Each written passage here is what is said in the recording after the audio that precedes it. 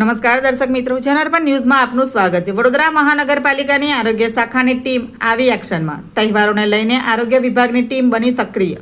નાગરિકોના સ્વાસ્થ્ય સાથે ચેડા કરનાર તત્વોમાં ફફડાટ। આરોગ્ય વિભાગ દ્વારા પનીર સહિતની ખાણીપીણીના નમૂના લેવાયા। શહેરના અલકાપુરી વિસ્તારમાં આવેલી મોટી હોટલમાંથી લીધા નમૂના।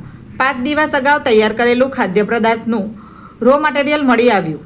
સ્થળ પર જ કરાયો નાશ, પનીરના નમૂના લેવાયા। Bureau report, જનાર્પણ news.